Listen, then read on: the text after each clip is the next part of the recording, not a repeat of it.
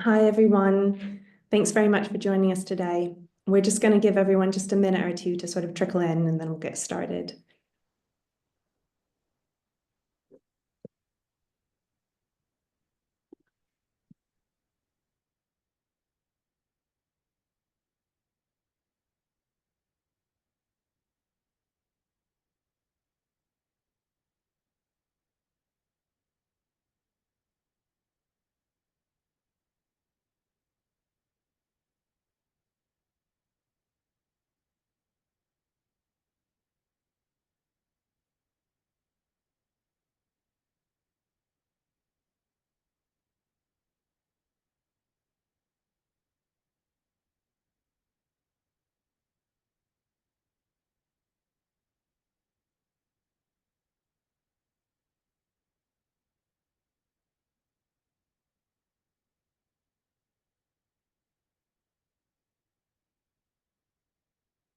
All right, I think we'll get started. I'm sure we'll have some more people joining us, but we've got a lot to get through. So we'll just get started. So welcome, everyone. We're really excited to be here today and to have this opportunity to talk to you about the complex and exciting opportunity that is carbon removals in supply chains. So today we're going to talk about context and challenges of carbon removals in supply chains.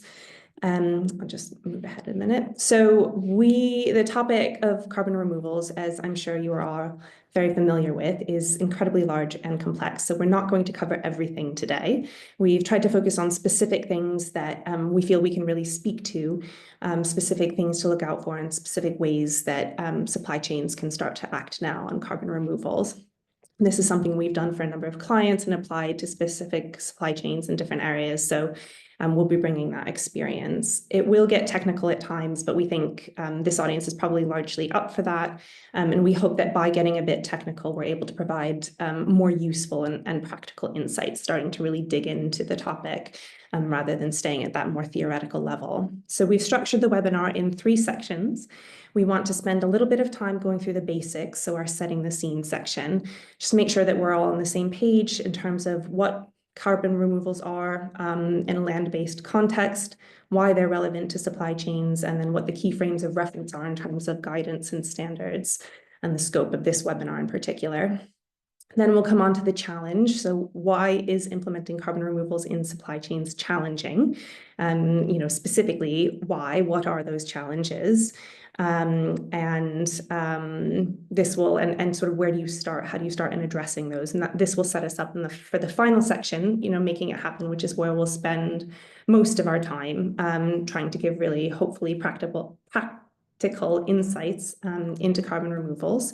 So what do you actually do? What steps can you take towards implementing removals, and how do you address these challenges? So before we move on, just a little bit of housekeeping. This webinar is being recorded, and we will share the recording afterwards by email with everyone who's attended and everyone who's registered. We are planning to do a Q&A at the end. We're trying to leave around 15 to 20 minutes for that so we can get to a good number of questions. So please do ask questions throughout. There's a Q&A function in the Zoom. We won't stop for questions throughout. We'll collect them all at the end, but please do ask them throughout as they are occurring to you. And they can be asked anonymously or not, as you prefer. So over the next couple of slides, I'm just going to tell you a little bit about 3Keel and about us. Mostly so that you understand, especially if you're not familiar with us, who we are and where we're coming from talking on this subject. So we are a sustainability consultancy based in the UK, but we work globally, and we work primarily in natural resource supply chains and landscapes. We work across a number of core areas of practice, as we call them. We have significant climate expertise, so we do a lot of supporting organizations on understanding climate risk, setting net zero targets, developing decarbonization roadmaps. We're global leaders in commodities and deforestation, so we manage large and complex programs to improve traceability in commodity supply chains and support on deforestation target setting and achievement. We're doing increasing amounts in nature, which is a sort of similar story around understanding impact, ways to set targets and understand progress. And then finally, we have a lot of experience and practical expertise in agriculture and supply chains, where we focus more on the action and implementation side of things. So how do you actually work in your supply chain or across the landscape to achieve your goals, essentially? Your team today is myself. I'm the head of agriculture and landscapes at 3Keel. I mentioned practical experience. So I'm a former farmer myself. I have expertise broadly in sustainable agriculture. I currently chair the Soil Organic Carbon Working Group for the Cool Farm Alliance. I recently acted as a technical expert to the BSI on regenerative agriculture. I'm going to be delivering today's webinar along with my colleague Megan MacGillivray, who has delivered a lot of our projects supporting clients in understanding removals implementation and reporting requirements, including LSRG alignment work for RAP and private sector clients. She's a key author of the MRV protocol for the Landscape Enterprise Networks program.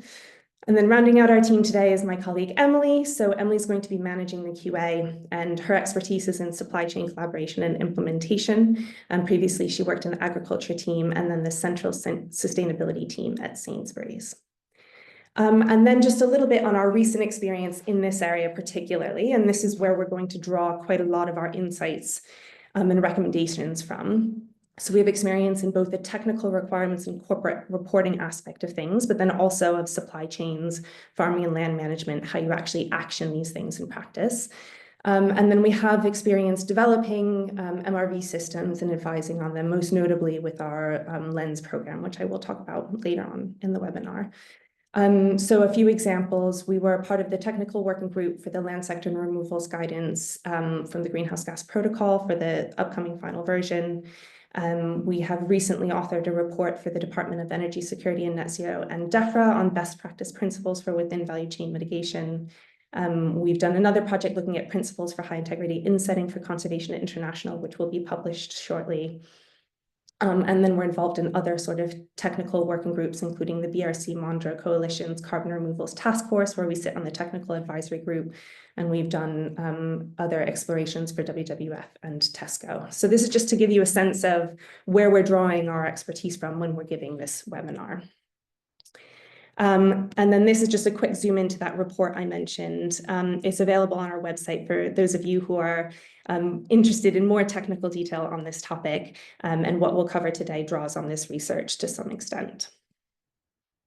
So with that out of the way, let's get into it. We're going to start, as I said, with setting the scene. What are biogenic carbon removals? Why are they important? Going over some of the sort of foundations of what we're talking about today. So for this, I'm going to hand over to Megan.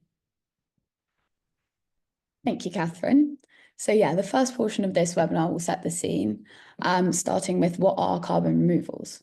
So carbon removal is the process of removing carbon dioxide from the atmospheric carbon pool and storing it in other carbon pools for significant periods of time, and that can be defined as decades, centuries, or millennia. The diagram on the right was produced by the Greenhouse Gas Protocol and shows carbon fluxes between different carbon pools.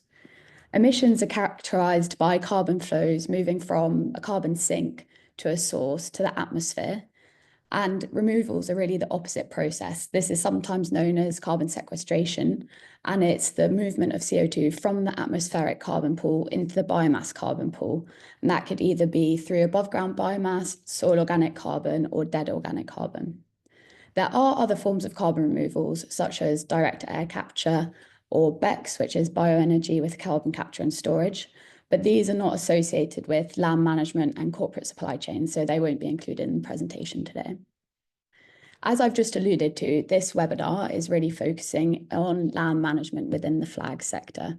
That's the forest, land and agriculture sector, and how sustainable land management practices within our food production system can increase carbon sequestration and build carbon stocks.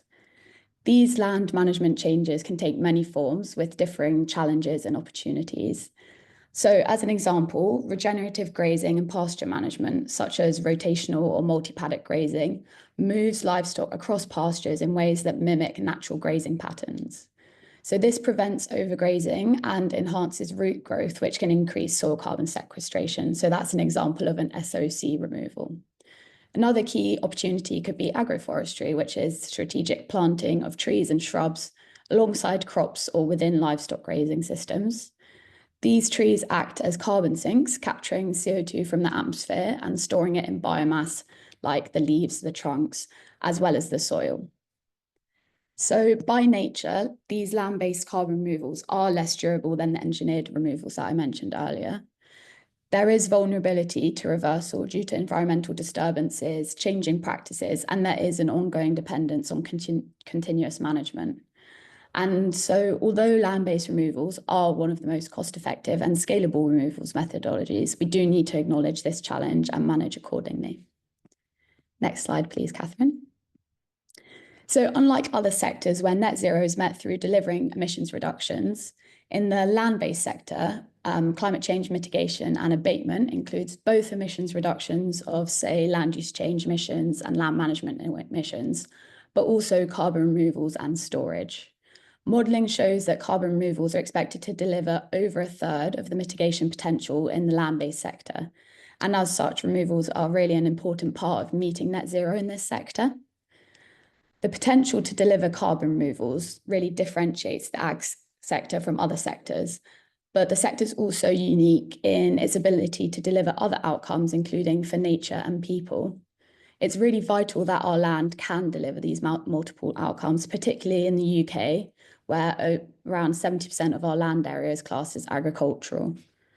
When we're thinking about implementing sustainable land management practices, this is really a key lever to deliver many outcomes, including and beyond climate change mitigation.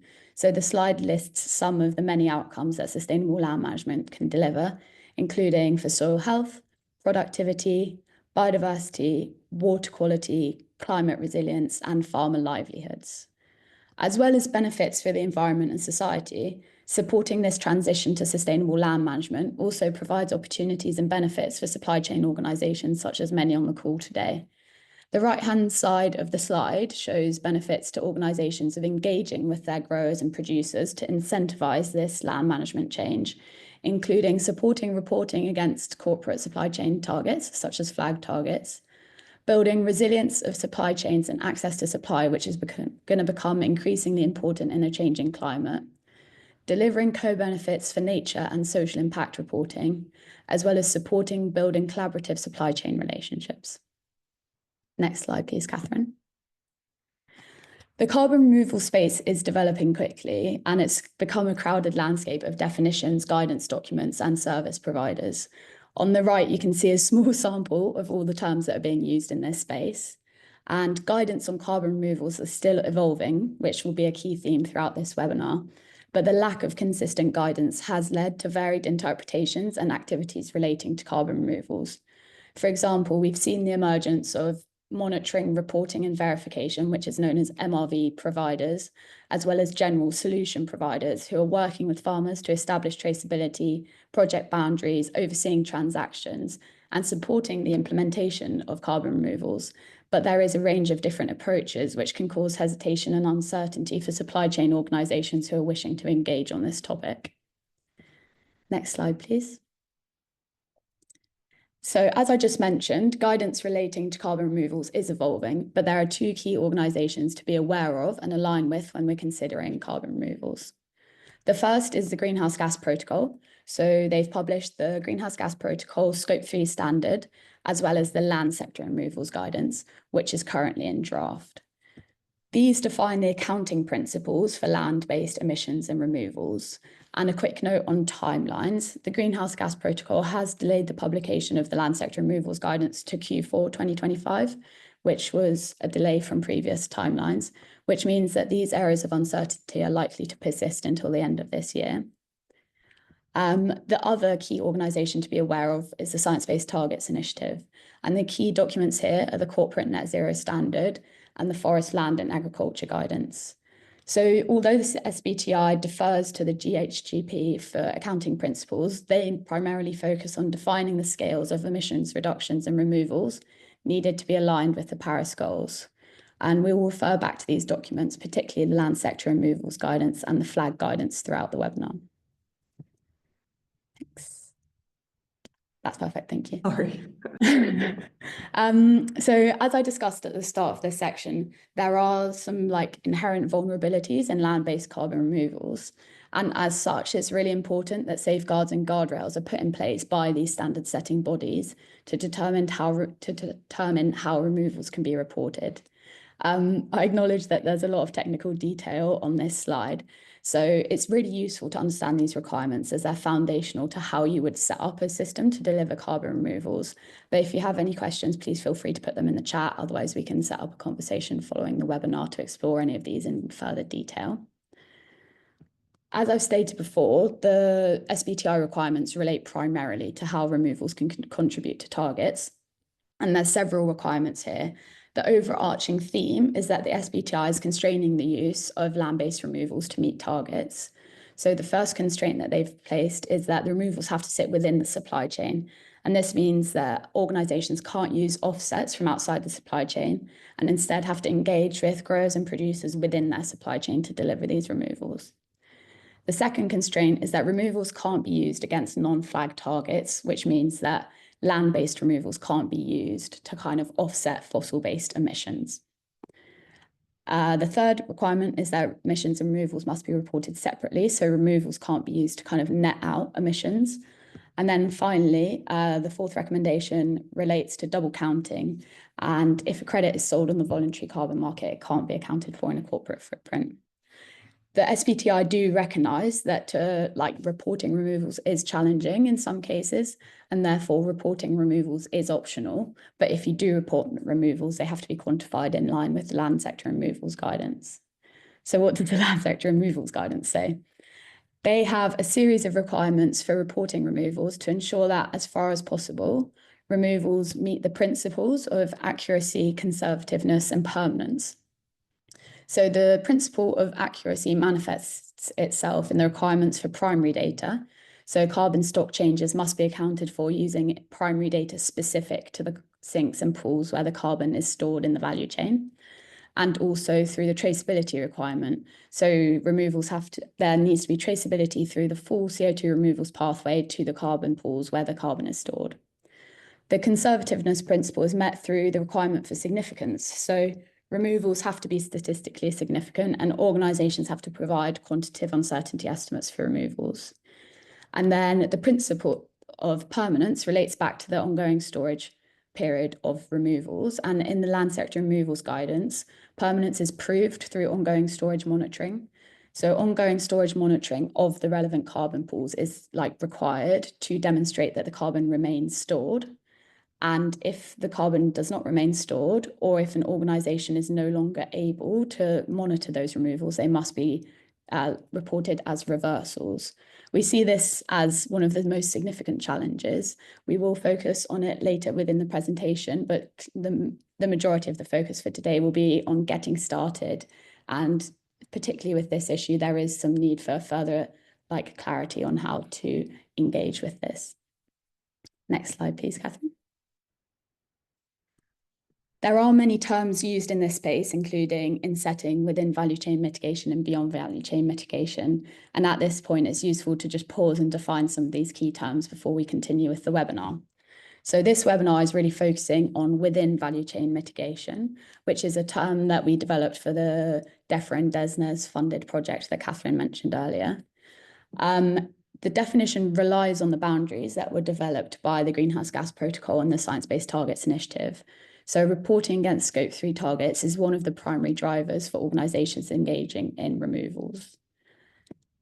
Within value chain mitigation relates specifically to carbon removals that can be counted towards Scope 3 footprints and climate targets.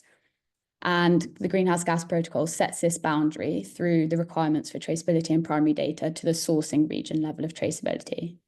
The sourcing region is a spatial boundary that defines itself as a spatially explicit land area that supplies a given raw material to the first point of aggregation or first processing facility in the value chain. A common example we see with this is, say, a grain mill, and all farms producing wheat within a certain radius are assumed to fall within the value chain. And traceability to the farm, which is known as the land management unit, or the harvest area, which is roughly equivalent to a field, is also accepted. I think it's also important to note that there are plenty of activities that are crucial for delivering against the Paris Agreement that will fall outside of corporate supply chains and these strict requirements for traceability.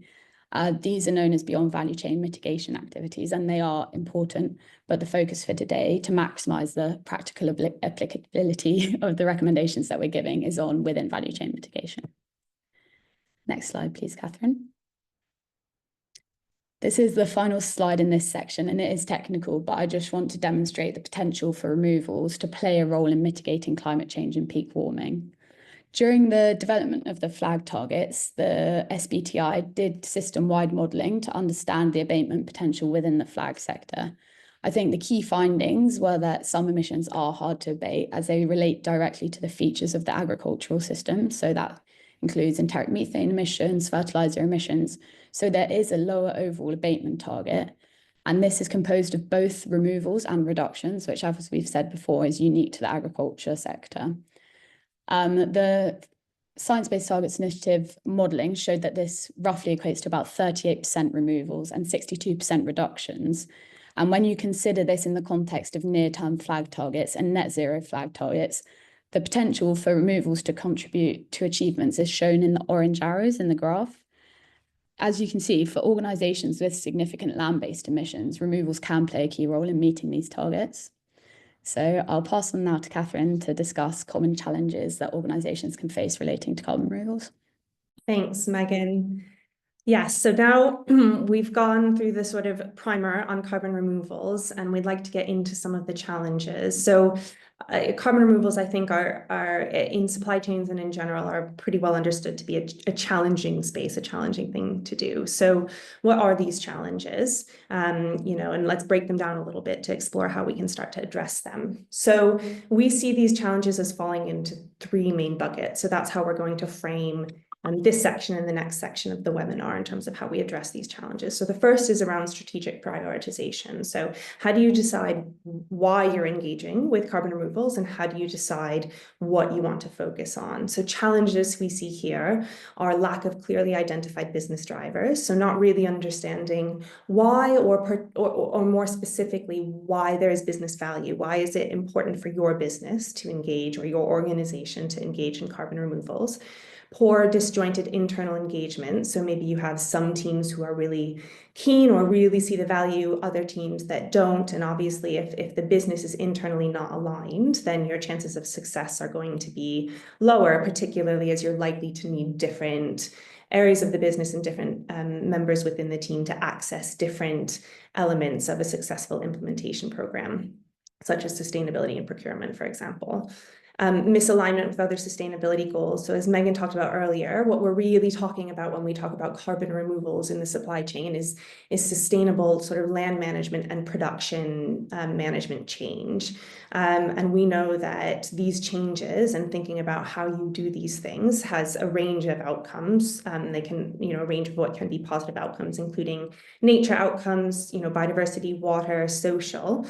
So these actions, these interventions can address many, but when your climate goals are not aligned with your nature goals or your social goals, then you can be quite disjointed in your approach, which is, can be inefficient and cause confusion for the other, supply chain organizations you're working with. And then no prioritization of activities. So, there's lots of places you could get started.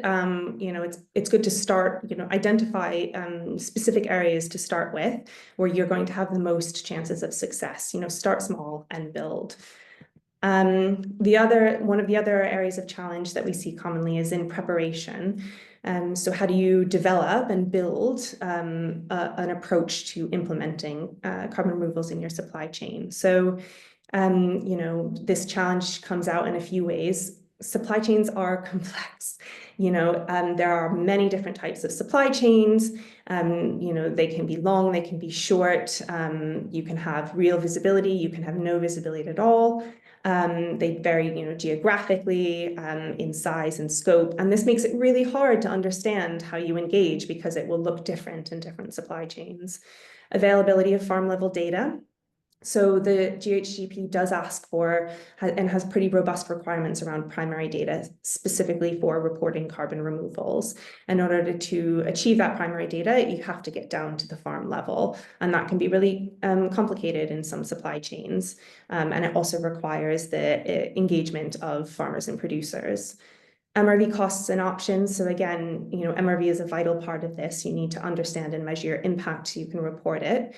There are so many options out there now to do this measurement. It can be hard to understand what those options are, which ones are the right ones for you, which ones are aligned with your goals and how you want to report what you're doing. And MRV can also be very costly. It can be expensive. So understanding how to balance that is a challenge. And then poorly defined value for producers and farmers. So we think that carbon removals and the interventions that lead to them have a lot of value for farmers and producers, but that value is not always well defined or well communicated, and it's not always considered as part of developing an implementation approach, so built into that. And then finally, reporting alignment. So Megan walked us through some of the areas that need to be aligned with and to report carbon removals. Some of these are very technical and in the draft guidance and very possibly in the final guidance are still going to be a little bit uncertain, particularly requirements around spatial boundaries, around allocating outcomes, around attributing those outcomes to funders or buyers. And then there is other evolving guidance, which is going to affect the landscape of supply chain carbon removals over time, including the upcoming second version of the corporate standard, SBTi's corporate standard, and then greenhouse gas protocols, exploration of market-based mechanisms and how they fit into this as well. So despite the fact that it is challenging, we do think there's a business case for acting, and so why? So why act, and why act now particularly? Why are we suggesting you don't wait? And that's for a few reasons. So as Megan talked through earlier, there are a number of benefits to engaging in actions that are going to deliver carbon removals. Only one of those benefits is reporting against your supply chain targets. And that's an important one. We are not dismissing that, but it's not the only reason to get involved. And you will see benefits and impact against the other reasons, building the resilience of your supply chain. We're seeing the effects of a changing climate now. There's a lot of geopolitical complexity in the world. Now is the time to start building that resilience in your supply chain, delivering co-benefits for nature and social impact, developing supportive collaborative supply chain relationships, which are in turn going to feed that resilience. And then, of course, just working towards our Paris Agreement goals, limiting global warming to 1.5 degrees. So many of the challenges that we identified earlier are independent of the LSRG. The LSRG's publication is not going to address them. And so starting now is going to help you address those challenges. We also did want to mention briefly the Science Based Target Initiative released the second version, or the draft second version of the corporate standard just the other week. It has more detail on how you can report and where carbon removals come in, including for non-flag sectors. And so we do think that that will result in some increased demand for land-based carbon removals, at least in the short term, before possibly other tech and engineering solutions come up to scale. So I think, demand is also going to increase. We also think that the actions that we're going to propose will put you in good stead to align with the final LSRG. So we think there's lots of reasons to get started now, and that's what we're going to talk about for most of the rest of the webinar. So we don't want to minimize the fact that this is challenging, but we also believe, based on our experience with a range of different supply chains and landscapes, that it is possible. So we're going to talk through again that grouping that I mentioned: strategic prioritization, preparation, and reporting alignment, to give some ideas of concrete actions and places to get started, so you can start to build up to implementing. So making it happen. We're going to start with strategic prioritization. So an acknowledgement that strategic prioritization, this aspect in particular, is going to be very organization and supply chain specific. So we're going to talk at a higher level here that we will in the other sections, but still try and get into a few specifics. But this is a very sort of applied section. So the idea is that in order to engage in carbon removals, you need to understand why. That's the first step, really, because that's really going to dictate what you do and where you do it, and the investment that you want to put into it. So understanding your drivers, what the outcomes, the priority outcomes you're looking for are, and then setting a clear strategy, ideally should be your first steps. The challenges I went through earlier. So key actions we see are articulating that your business case, doing some work to understand your business's needs. Some of this may have come out of, if you have set a flag target, the hotspots you've identified. Some of it might be around your supply chain resilience and procurement. What are your drivers for engaging in this? And then articulate that and use that to build internal buy-in. Spend that time building that internal buy-in and upskilling internal stakeholders, bringing them along on the journey so that you're going to set yourself up, for more successful collaboration and implementation down the line. Put this in articulate a removal strategy. This doesn't need to be a lengthy document. It's just a way for you to make sure you're clear on what you're doing and why, and you have a way to communicate it. And then finally, identify priority supply chains for targeted initial activities. So this is where I am going to spend a little bit of time. Because I think I think carbon removals often get talked about at a quite high level, like they are just something you should do in your supply chain. But the fact is that not all supply chains are equal when it comes to implementing removals. And there are some where it's going to make a lot of sense, and some where, at least right now, it's not going to make very much sense at all. So one way to do that is to essentially do an assessment on your supply chains, and you're looking for a few key things. You want to understand materiality. How important is this supply chain to you? How does it, where does it figure in your footprint, for example? Does it have, is it a large impact emissions wise? Mitigation potential. Do you think that there's a lot of potential there for carbon removals? Are there potential to deliver co-benefits against your other objectives? Are there opportunities for collaboration? What are your relationships in that supply chain? Do you have positive, good relationships with your suppliers? Are there other peer organizations that work in the same area, perhaps the landscape that you're looking at, who might be interested in engaging? Your traceability, is it a very opaque sort of long supply chain that you have very little visibility under, or do you have some good traceability to be building on? And then supply chain stability. Are you relatively confident you're going to continue to procure from this area for a while? And all of these things come together and can be a lens that you look at to identify where to start first. I want to give just a practical example of an area that we've done this, and we'll try and use these throughout to illustrate some of what we're talking about. So we worked with a global drinks manufacturer that had set a climate strategy and didn't know where to start in terms of actually implementing it. And they had some ideas and some programs, but they didn't know where, and they didn't know which supply chains. So we did hotspot identification through their carbon footprinting, materiality assessments to identify initial priority supply chains, and then we further assessed those against what existing programs they had, what traceability had, and what supplier relationships were already in place. And then this allowed them to focus their initial effort and investment, which is important, in focused areas where they are more likely to have success than trying to work everywhere at once. So now we're going to move on to preparation. How can you start to build out a program to implement carbon removals? How are you actually, what are the mechanisms for making it happen on the ground? So I'm going to hand over to Megan to start us off here on traceability. Thank you, Catherine. So as Catherine spoke through earlier, a key challenge area for organisations engaging in carbon removals is the implementation and the management of the cost of implementation. The implementation of carbon removals can be challenging due to supply chain complexities, high upfront costs, and market uncertainties. And overcoming these barriers requires careful planning, investment, and collaboration. So as a reminder, the key challenges that organisations face here include the variability and complexity of supply chain relationships. It can be really hard to establish and maintain traceability to the correct spatial boundary with shifting sourcing. The availability of farm level data, especially with the new requirements, there is a lack of available data and tools that are fully aligned with the land sector removals guidance. MRV cost and options can often feel overwhelming. And finally, poorly defined value for producers and farmers can cause challenges when engaging with farmers and producers within the supply chain. We'll explore 4 key actions that organisations can begin to take now to prepare for implementation.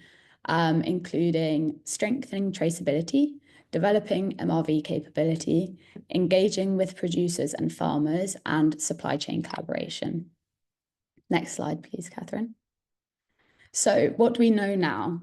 As we've already discussed, establishing traceability within an organisation's value chain is really fundamental to delivering carbon removals. Establishing traceability determines whether removals can be included in the Scope 3 footprint in the first place. As described before, the spatial boundary differentiates within value chain mitigation from beyond value chain mitigation. And it also determines how you actually account for the removals and what types of removals can be accounted for. For example, removals not directly on productive land, such as hedgerows and trees, can only be accounted for when you have farm level traceability and not when you have sourcing region traceability. What do we think might change with the publication of the final land sector removals guidance? So we're expecting several updates relating to traceability. Firstly, to actually demonstrate physical traceability, companies must implement certain chain of custody models. This is a new requirement dictating that to prove traceability, supply chains will need to have identity preserved, segregated, or area-based mass balance chain of custody models. And this can either be demonstrated through certification, or for many systems where certification is not common, organizations will need to establish and use internal systems that are audited to prove this chain of custody. I previously described the sourcing region model. In the draft land sector removals guidance, it's an open question whether the sourcing region should satisfy the traceability requirement. In the final version, we're expecting it to be confirmed as acceptable and actually also expanded to include multiple overlapping first points of aggregation. So that would be going back to the example of a grain mill, where there are several grain mills in the same region with overlapping radiuses and sourcing regions. We're expecting the introduction of requirements and safeguards for reporting those removals that I mentioned on lands that are not directly productive, so for hedgerows and trees. And finally, the Greenhouse Gas Protocol is expected to explore the concept of impact traceability, but that's within the broader conversations of the update process and might not necessarily be covered in the final land sector removals guidance. So what can you do now? We really know that traceability is going to be at the heart of delivering carbon removals. And it's also important for meeting other sustainability goals, including deforestation and conversion-free targets and ensuring human rights due diligence. So, as starting steps, the development of internal systems for data collection and handling is going to be crucial, along with a focus on building identity preserved, segregated, and area-based mass balance models. Finally, engaging with the supply chain to build traceability is going to be crucial. And to bring this to life, we have a case study. So we've been working over the last years with a global FMCG organization that wanted to establish traceability to the land management unit. And this was primarily to support deforestation and conversion-free targets. But we used several key steps, including contracting requirements. So that's building trust and transparency by developing long-term relationships and contracts with suppliers and farmers, which really incentivizes the sharing of traceability data. Another key action is supply chain partnerships and peer collaboration. So that includes engaging with suppliers to develop the technical capability and also introducing digital technology to support data sharing. So that includes blockchain. To achieve this improvement, so the improvement in traceability over the years increased from 51% traceability to land management unit in 21, all the way up to more than 98% just 2 years later in 2023. So that really shows the potential of these activities in building traceability. Next slide, please, Catherine. The next action that organisations can be taking now relates to developing MRV capabilities. So what do we know now? MRV is a crucial step in the implementation of carbon removals. We really believe that it's vital to capture the impact of sustainable land management practice to ensure that they're having the impact that you think they are, and to support adaptive management in the cases where the outcomes aren't as expected. MRV is crucial because it provides value for multiple stakeholders. So for supply chain organisations, it manifests in the ability to report the outcomes. But for farmers, MRV is also a really useful tool to support decision-making on farm. We've discussed today many of the requirements for reporting removals, including the requirement for primary data from the land where the removal occurred. And this requirement has caused challenges, particularly relating to the cost of soil sampling for the primary data collection for SOC removals. Finally, I've already mentioned, but the lack of guidance and the evolving guidance means that there's not all tools are fully aligned with the recommendation, meaning that even if the organisation wants to fully align with the guidance, that might not be possible, or you might need to combine several tools to actually reach alignment with the guidance.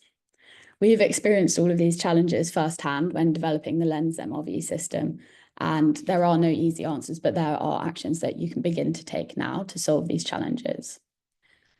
With the publication of the final LSRG, there are expected to be some changes to the MRV requirements. For example, the uncertainty and significance requirements are likely to become a recommendation instead of a requirement, and the greenhouse gas protocol is also expected to add a recommendation for removals to be assured by a third party.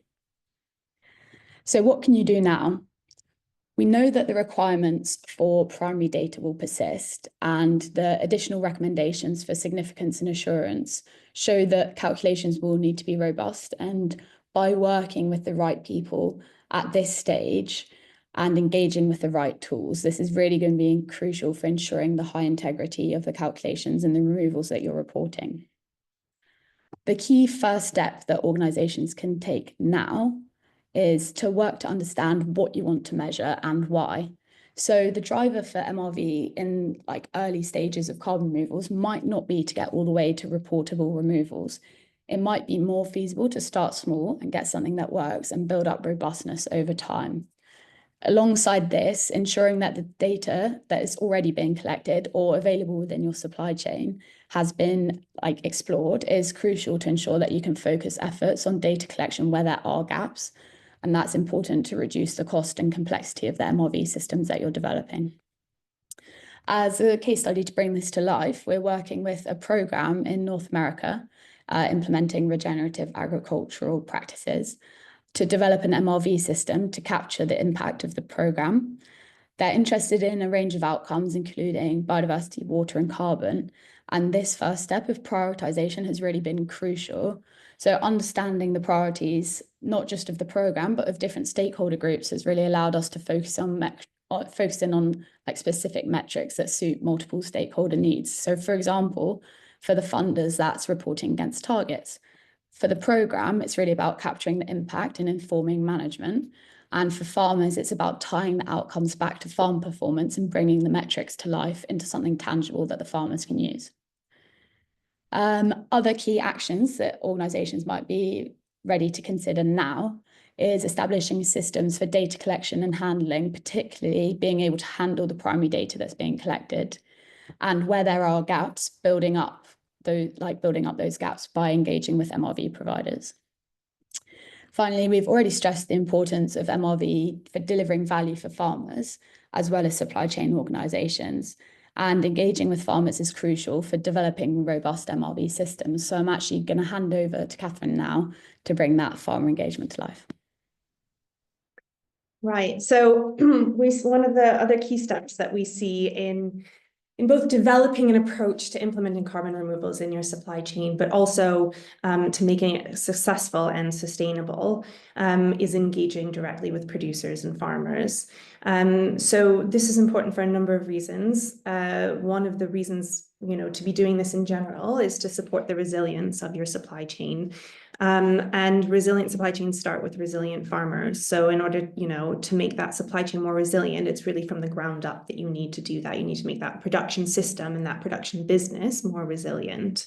And engaging them directly in that is going to be key. So we also know that co-development supports shared value, so that sense of and that understanding of the value that can be, realized throughout the supply chain. It shares risk, so it makes, again, farmers more likely to engage, and it builds that engagement. So we talked earlier about the fact that land-based carbon removals are just by their biological nature, less durable, less permanent than, technological solutions.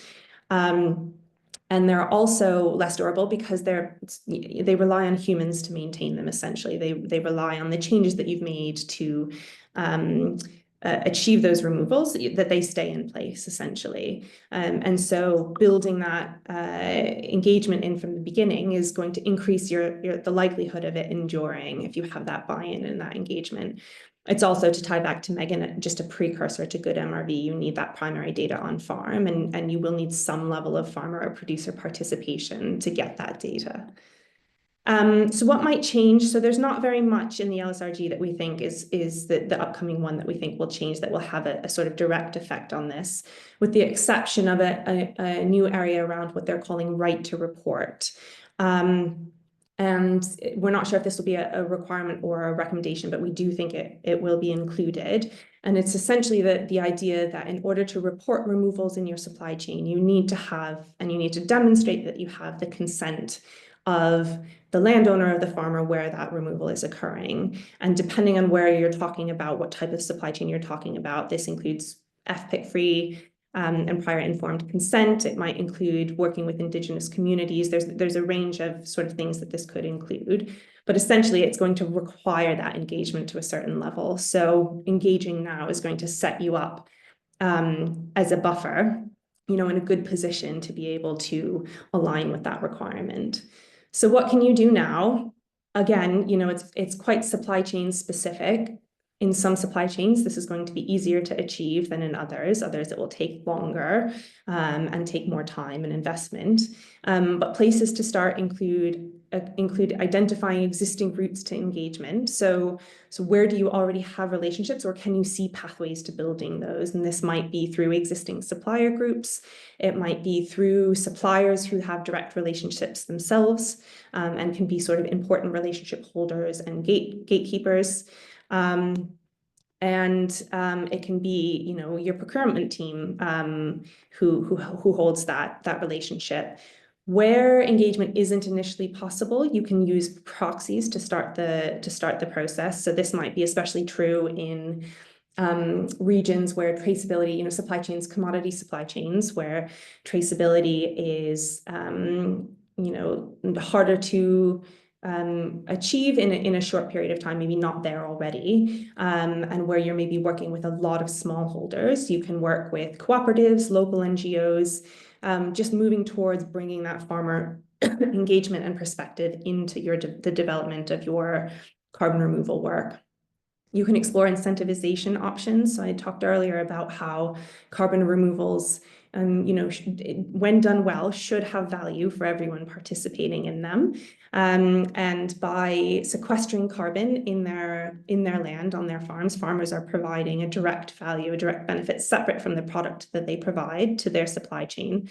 And that they should be recognized and see the benefits of that value, which, might be financial, economic value. It could be value realized in other ways, but, ensuring that value is understood and felt is really key for engagement. And then similarly, also, you might need to think about sort of incentivization in the terms of like transition costs. So if there are some significant upfront costs to what the interventions you'd like to see happen to sequester carbon, exploring how farmers can be supported with that. So I'm going to give a little example of a project that we did a couple of years ago, where we worked with a global drinks brand, and they had pretty clear goals and targets around increasing resilience and meeting, and climate and nature targets. So they wanted to develop a sustainable sourcing scheme for a particular ingredient in a particular area.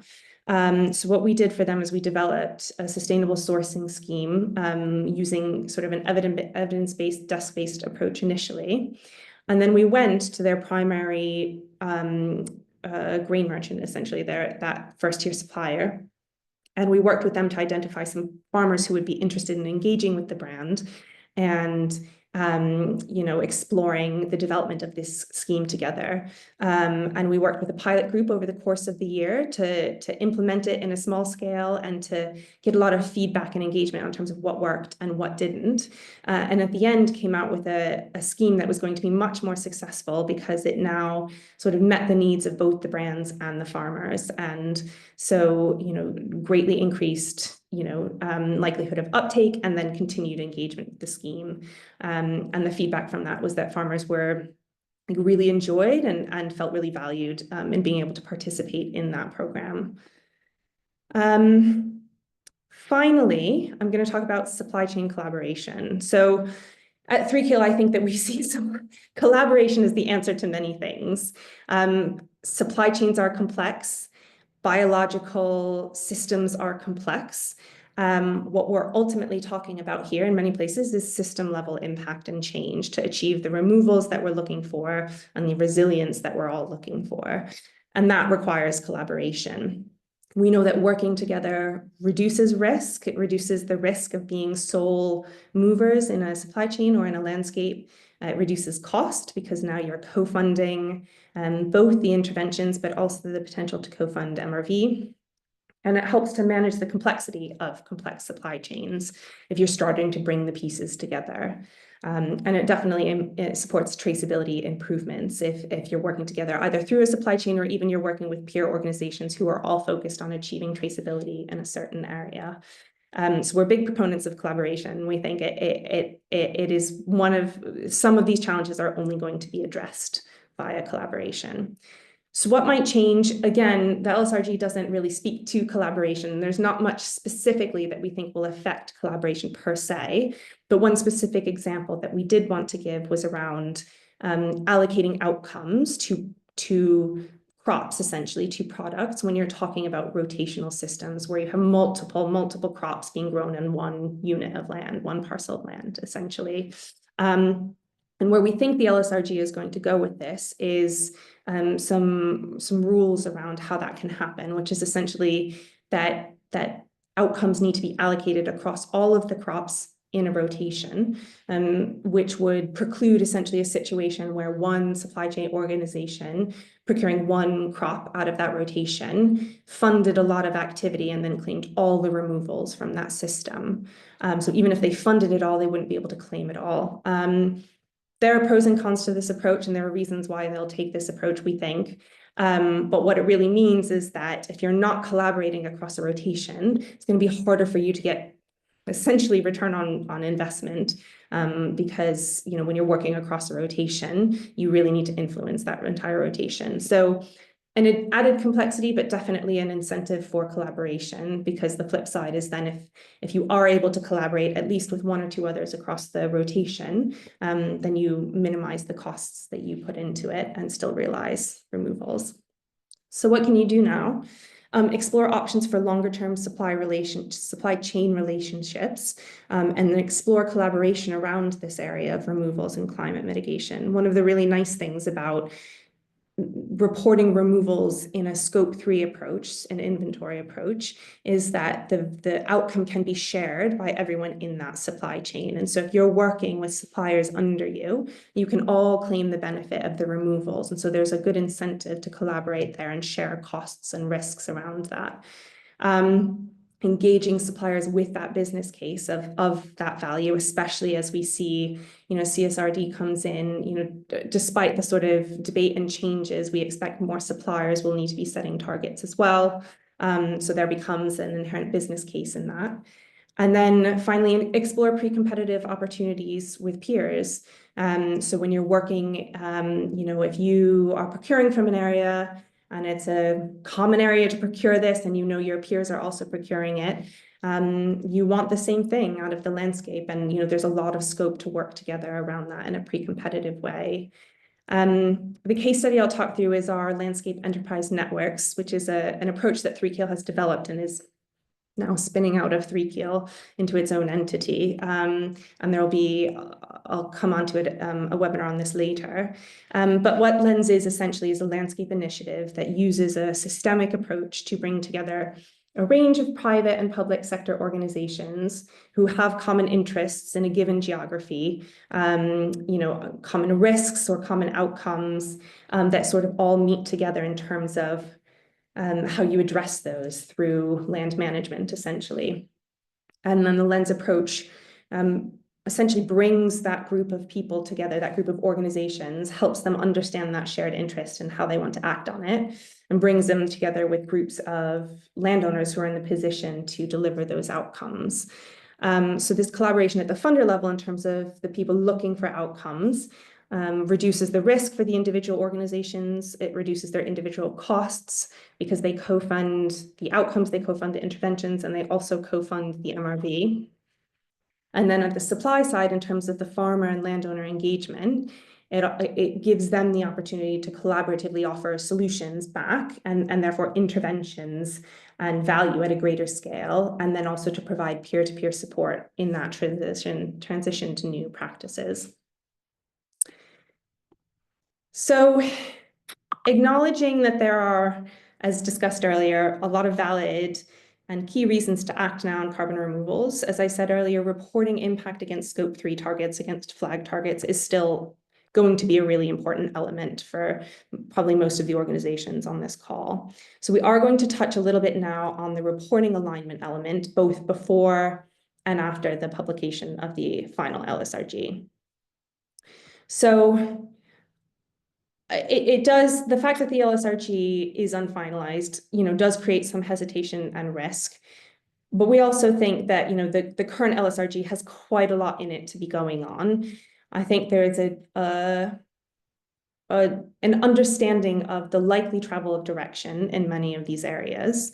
And we also know that what we have recommended you do in the preparatory phase, in the strategic prioritization phase, should only get you closer to achieving this, even if we don't know the exact details at this point. Things around improving traceability, we know that's going to be important. And we also know that most organizations have a ways to go before they even get to the point that the LSRG is asking for. So you can start that process now. Same with engagement and MRV. So, but some common challenges that we do see and that we do think, organizations you will arrive at eventually, and we are going to have to consult the final LSRG for around the specific spatial boundaries required to report removals, evolving requirements for accounting against targets, and then what I mentioned earlier around allocation and attribution of outcomes. So what we recommend doing at this point in time is understanding those uncertainties and acknowledge the gaps that do currently exist. Hopefully this has supported that a little bit, this webinar. And there's some organizational work you can do about, where you think you are versus where you should be. And then starting to improve now on those key topics that we've talked about through this webinar. And then engage in sector-led initiatives to identify workable solutions. And I'm going to come on to that in the next slide. That should put you in a good position to align following the publication of LSRG, if that's where the point you've gotten to when it comes out.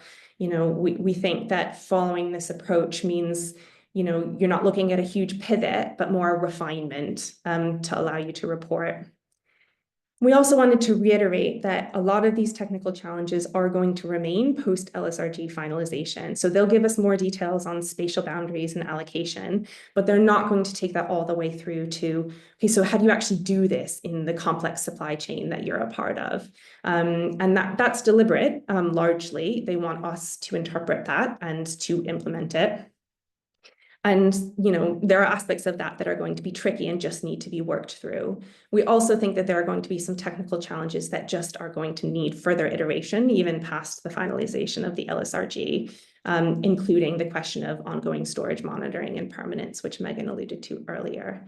We wanted to mention a couple of the collaborations that we're aware of that are working actively in this area to interpret this guidance and work through these challenges collaboratively. So the Value Change Initiative, which does quite a lot around Scope 3 guidance for food and agriculture, and also for textiles and other groups. The Food and Agriculture Working Group actively explores this area, and we're a member of that group.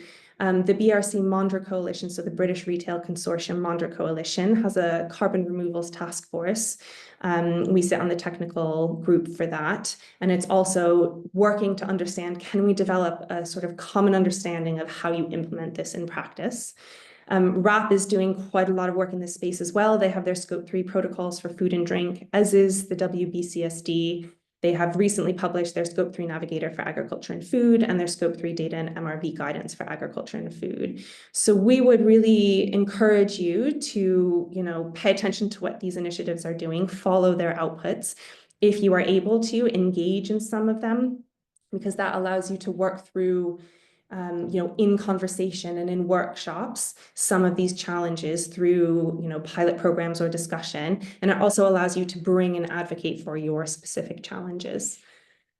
So in summary, I think, we're not suggesting that this is going to be a really easy, simple journey, like all the way through. But we do think, the challenges are real and complex, but it is important. It has real value and it is possible to move forward. You're not going to achieve carbon removals everywhere in every supply chain, but that doesn't mean that you can't, have really good impact in certain areas. And it's going to be impact that achieves and speaks to multiple outcomes, not just reporting removals in your targets. The actions that we've suggested, the things that we've suggested you look at and understand, they're going to have business value sort of regardless of whether or not you report them. But assuming you do want to report them, they should also put you in a good place for reporting removals, both now, because it is possible to do now, and we are doing it, but then also in terms of aligning post LSRG. I did want to mention that we are planning on running another webinar once the LSRG is finalized. We will set the date for that once the LSRG is finalized. I think that, we're all hopeful it comes out in Q4. They've got a massive task ahead of them. It's very complicated. And when it is out, then we will sit down, see what's actually changed and our insights off the back of that and run another webinar. Just a quick reminder that this is what we do. We're really active in this space. We're really passionate about it. So if you have further questions, we're going to come on to the Q&A in just a minute. But if you have further or more in-depth questions, or this is something you want to explore, we're always really happy to have a chat. So do reach out. As I said, this is being recorded, so we will send out a recording post-webinar. We plan to run more webinars in the future. I mentioned the one on LSRG already. The next one coming up in May is going to be on Lens. It will be run by the Lens team. So that will be an opportunity to understand a bit more about how the collaborative model works, including the co-funding aspect of it and the co-delivery aspect of it. And then understand a bit more about the focus on outcomes, impact, and building resilience. And that takes us to the Q&A. So I'm going to hand it over to Emily, who's going to moderate for us in terms of answering. Thank you very much, Catherine and Megan. And thank you to all of those who've asked questions. We're really grateful for the thoughts and contributions, and there's a lot of collective wisdom among all of the attendees on the call today, so we really appreciate that. We don't have time to respond to all questions. We've got about 20 minutes for Q&A now, but I've tried to group some together thematically so that we can cover as many topics as possible. So there are a number of common threads that run through the questions that have been posed already. But if we don't get to your question, Catherine and Megan's contact details are on the slide there in front of you, so please do feel free to contact Catherine, Megan, or myself. My details are in the webinar invitation, and we can come back to you and help solve your challenge, hopefully. But the first question that we're going to go to is something that we speak to clients about quite a lot, which is the difference between inventory and intervention accounting. And one of the attendees has asked a question about possible links between offset and the voluntary carbon markets and insets.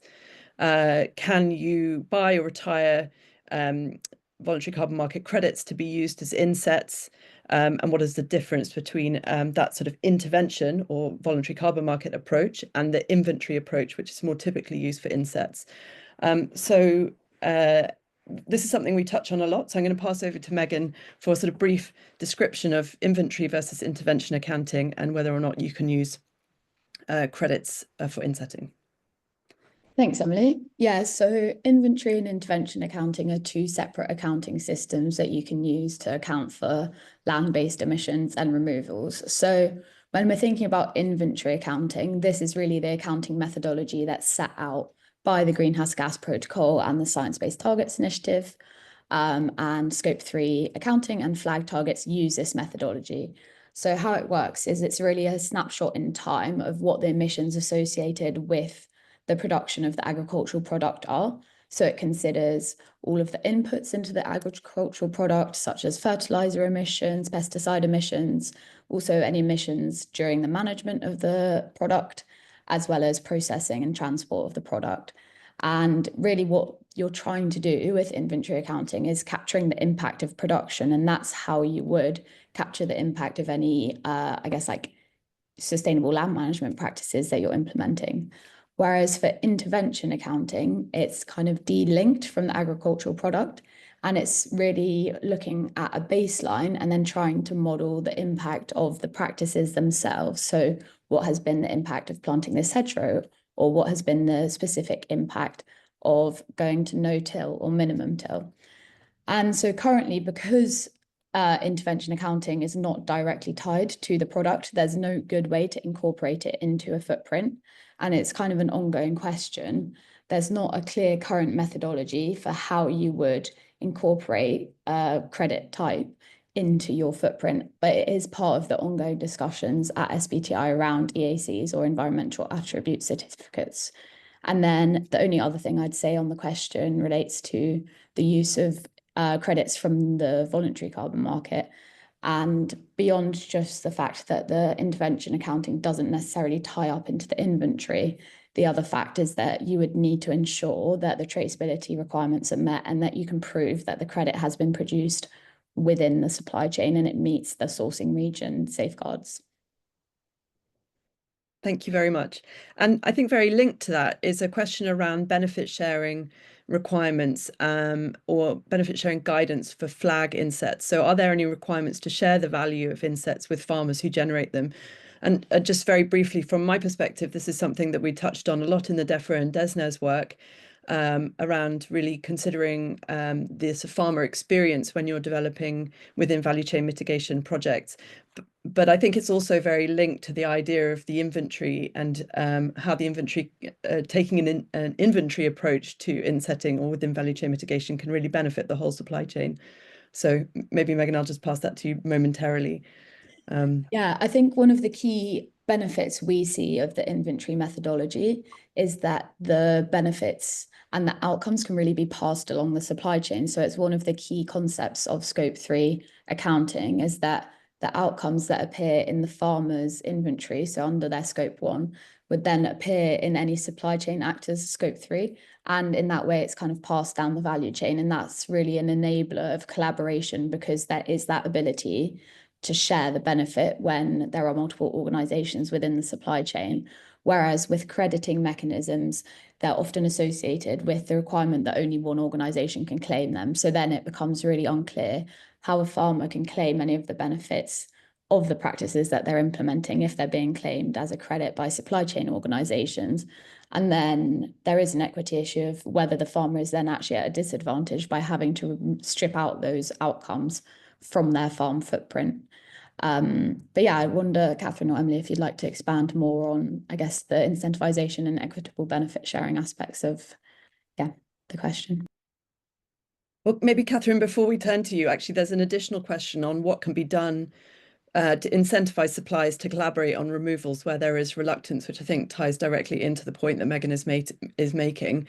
And I think where there's reluctance from farmers, it is very challenging to, and I think we would say that farmers need to be given the ultimate decision as to whether they want to be involved in these type of projects or not, and they should always be allowed to maintain that the opportunity to be involved or not. But I think some of the benefit sharing elements that Megan's just touched on can really help to incentivize suppliers if they're maybe on the fence about whether or not to be involved. I don't know what you would add to that, Catherine. Yeah, I think in terms of incentivizing farmers, I mean, the fact that, as I said earlier, removals can be shared when you're doing your inventory, when you're doing a sort of flag approach or within value chain mitigation is really important. But it's also true that, most farmers, no farmers possibly have, farmers do not have, net zero targets, and net zero is coming into a sort of a lever for farmers in certain areas in terms of loans and financing. We are seeing some banks giving better financing rates, lending rates, or just, lending is contingent on, mitigation plans or plans to achieve net zero, but they don't have the same business drivers or levers for removal specifically and reporting against them that supply chain organizations do. So the fact that you can share it, I think, is important. And it is useful for farmers to understand that if they engage in a carbon credit market, then they have essentially given up the rights to that carbon. They can no longer report it if and when that becomes, a relevance to them. So I think when you're thinking about engaging farmers and getting them involved, you have to understand what is the value to them, and it isn't going to be probably in the first instance reporting removals. So it's about framing it in terms of the activities that you're trying to do, demonstrating how it's going to make them more resilient, how is it going to support their business, their farm business, and the sustainability and longevity of that farm business. MRV is another area we talked about briefly, in that MRV is incredibly valuable to farmers too, but it's often not considered in that lens. I mean, the data you collect is going to be similar in most cases, but how you analyze it and report it back, they're interested in completely different metrics, but those metrics are really valuable for farm business decision-making and production management decision-making. And so considering those and including them and offering them, basically as part of the package, it, adds value and can support that engagement. And then linked to that is that in certain areas and in certain supply chains, there is a trust issue with farmers and supply chains in terms of risk sharing and in terms of data sharing. And so in some places, there is going to be, there's the potential need for building that trust via just initial engagement so that you can get to the point where they're willing to engage more fully, share data, and go on that journey. Thank you, Catherine. Just a brief question on more of a technical point that we did touch on. Please, could you elaborate a bit further on how different mass balance systems fit into this and how potential changes might impact these? I'm going to pass that on to Megan. Yes, so this will be the topic of an upcoming guidance from the Greenhouse Gas Protocol. I think it's expected in advance of the final land sector removals guidance, so there will be more clarity on this coming soon. But generally, we're expecting that certain forms of mass balance models will be acceptable, but only where they're directly related to areas or volumes sourced. So I guess here the distinction is that within the mass balance system, you need to be able to tie it back to the specific lands where the activities are occurring, and not just, I guess, like a book and claim model would not be acceptable. But yeah, stay tuned for further updates, I'd say. Thank you very much, Megan. There's a question here which very much touches on the point around collaboration in a landscape, collaboration with a group of suppliers.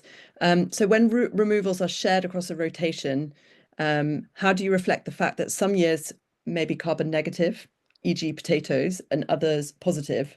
So if the net is positive, can the potato purchaser benefit? So I think that there are a few different points here. I'm not going to answer the entire question, but I would say it's these kind of issues that really strongly bring us to recommend that where possible, businesses work in collaboration with other partners, so that if you are purchasing products like potatoes, which are more invasive in terms of their sort of soil practices, then working together with other businesses that have different practices is really helpful across the whole rotation. But I'm going to pass to Megan or to Catherine for a little bit more detail on that. Yeah, I can start. I'm smiling because we had a meeting for the technical working group for the carbon removals task force on Monday, and actually debated this at length, potatoes specifically. I would say there's no, on some ways it feels as if the LSRG has made, assuming they go ahead with the allocation across rotation that we assume, there are almost philosophical implications in terms of, when you do have crops, because not all crops have such a significant or discrete impact on soil carbon removals that you can really assign like causality to the increase or decrease in soil organic carbon stocks to the crop. And I suspect that's largely what LSRG has in mind when they're asking to allocate equally across. But there are a few like potatoes that you can make that connection quite clearly. And you can have conversations around the sort of, I guess, ethical aspect of it. Should potato growers be able to claim soil carbon removals? Are landowners going to be disincentivized to allow potato growing on their land? We know that a lot of potato growing is on rented land. A lot of it is in the midst of permanent or temporary pasture that is likely to have quite positive benefits on soil organic carbon stocks. So I feel like the philosophical angle is not really answerable necessarily, especially fully in this context. But those are the implications, I suppose, of that allocation requirement. And it does mean that, yes, that the allocation would need to be shared across that. And I think I suspect that the implications on that, on collaboration and rotation management, are like really complex and variable. And I'm not sure we can really predict how that would play out. I'm not sure if you want to add to that, Megan. Maybe the only thing I'd add is generally when we think about reporting removals in like a multi-year rotation system, some of these challenges can be reduced a little bit if you kind of model across the whole rotation and then annualize that change instead of trying to model specific in each year what the carbon stock changes are, perhaps to take a 5-year horizon, modeling what the change will be after the entire rotation and then allocating back to each of the crops in that way instead of trying to exactly parcel out the impact of every specific crop within the rotation. Thank you. So I'm going to ask a question on something that is quite a challenging aspect of removals, but there are a number of questions in the Q&A on this subject. And so I'm going to kind of try and bring them all together. But someone's asked what is the latest guidance on permanence? And to that, I would add, how can organisations prepare for potential reversals if they want to claim removals now? And then an additional question on a similar issue, which is around if a company claims removals by planting forest, if a wildfire destroyed the forest, what would the sort of accounting requirement be in relation to that reversal? So we know already that it's technically quite complex, but bringing together some kind of high level points from that, I wondered if you could give us a bit of an indication as to how business should think about permanence, reversals, those kind of issues. Yeah, so really good questions. Answering the last bit of it just quickly, because on the technical note, reversals reporting is not, as far as I'm aware, most people are not at that space because most people are still in the let's explore carbon removal space. So I think it's a really nascent area, both the ongoing storage monitoring and the reversals reporting. We assume and anticipate, essentially in that wildfire example, that it would just be in that inventory year, you report the emissions that occur because of the land use change, essentially in the burning of that biomass. But more broadly, to the question of permanence and durability, I suppose, in land-based carbon removal. So, as we acknowledged in the beginning, land-based carbon removals are inherently less durable and less permanent than technological approaches. I think that's fairly, widely recognized. I think the SBTi and Greenhouse Gas Protocol recognize that as well. And I think that's part of why some of their requirements are so stringent, and it's why they have the ongoing storage monitoring requirement. I think that land-based carbon removals are still a really important aspect of our climate mitigation approach, particularly in the short term, while we are waiting for more permanent options to get to scale and to be more cost effective. So I think the fact that they are that we know that they are not as permanent as durable is not a reason not to undertake them. It is a reason to have more safeguards, and it is a risk, especially when you're reporting them and you have that risk of reversal. But it is in the broader scheme of like our fight against climate change, they are a really important component. In terms of ongoing storage monitoring and reporting reversals, I think there's a bigger question here about who shares responsibility for meeting these climate goals, who shares responsibility for ensuring that carbon removals endure. And I think that, this was also part of our discussion on Monday. I think that the idea that the supply chain is entirely on the hook for both generating these removals and then ensuring that they remain in perpetuity, when we know the sort of impermanence of natural systems, the impermanence of supply chains, is unrealistic, really. And I think that, as people get further into this journey, that will become more and more apparent. And I expect that we will just have to see further iteration and change around this element specifically that better incorporates the fact that land-based carbon removals are going to be less permanent. I think there are other mechanisms and other ways to account for that in reporting, in target setting, and achievement, and we're just not there yet. But yeah, you can't really avoid the fact. Thank you very much, Catherine. I think we've probably got time for one or two final questions. I think one of the points that has come out from our earlier discussion on the intervention approaches, which I think is probably worth just touching on again. Someone has said then they're not sure they agree about the benefit sharing of using an inventory approach, and there's sort of anxiety that potentially the supply chain would make for farmers the involvement within value chain mitigation activities a stick rather than a carrot. Just on that point, I think we would strongly advise that organisations don't turn reductions or removals type interventions or activity into a stick rather than carrot. And as I said already, this was a very strong conclusion from the DEFRA and DESNE's work, that farmers should always be informed and empowered to make decisions about what happens on their farms.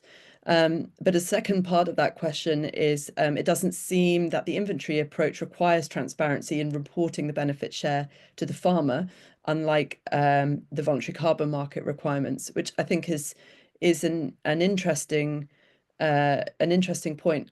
Megan, I don't know what your thoughts are on that. I think that point around transparency is correct, but I think what we would say when we're putting together for example, the DEFRA DESNE's work on high integrity insetting, is that transparency is a really important part of high integrity. So we would recommend that businesses putting together these kind of interventions and working within their supply chains do achieve the sort of highest levels of transparency possible, so that everyone is aware that benefits are being shared appropriately. I don't know if you've got anything you want to add on that, Megan. No, I completely agree. I think that's one of the challenges in this space, is that currently the standards within value chain mitigation are really set by organisations reading the land sector removals guidance and trying to have to interpret it for themselves. And the land sector removals guidance is accounting guidance, and it doesn't necessarily provide that broader picture of how organisations should actually be going about these activities to deliver other outcomes, so for nature and people and for farmer livelihoods. And I think that's where the reports such as the DEFRA and DESNE's report and the Conservation International report should be used by organisations to guide their activities. Thank you, Megan. And then finally, we're just going to close on maybe a sort of more existential question that I think is quite interesting. Do you think that there will be a complete shift in the supply chain to data collection from all farmers on carbon and biodiversity, and contracts will be determined by them? Do you think this will support more supply chains using British products and paying a higher price for products rather than importing cheaper items? So there's two parts to that. One is around a shift in the supply chain to very detailed data collection across the supply chain, not just on carbon, but biodiversity and contracts reflecting that. But also a second part, which is looking at what does that mean for supply chains, particularly in relation to sourcing British products specifically. I don't know what you think about that, Catherine. I do think we are seeing a shift in terms of primary data interest and requirements, and I suspect that that will continue as the regulatory space changes and as the voluntary carbon space changes as well, and the levers and drivers to get that primary data increase from the financial space as well. I think we're seeing that much more in carbon than we are in biodiversity. On biodiversity, I suspect if it goes that way, it's much further off. There are no sort of singular metrics for biodiversity in the way that there are for carbon and climate. It's a much more varied space in terms of what and how you measure. I think there will be higher level, like we see of TNFD and SBTN to an extent, a higher level sort of nature impact reporting.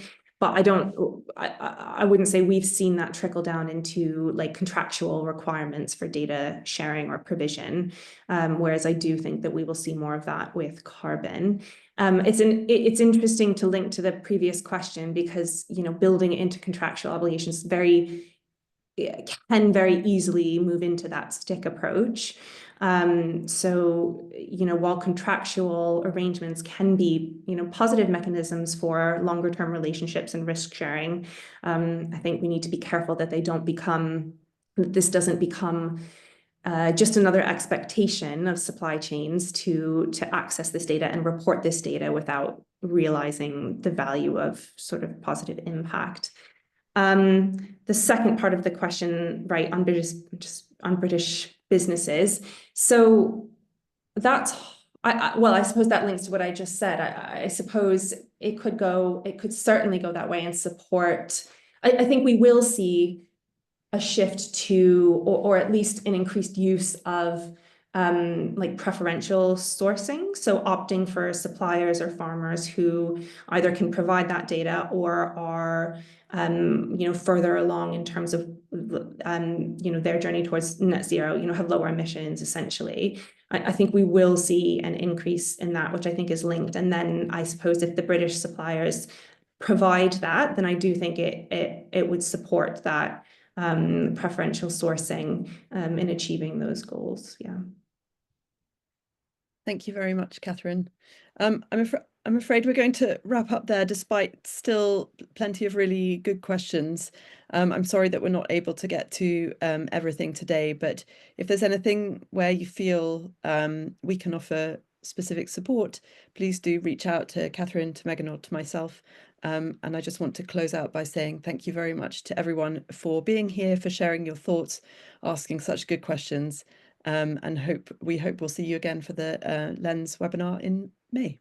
Thank you very much, everybody. Thanks very much, everyone.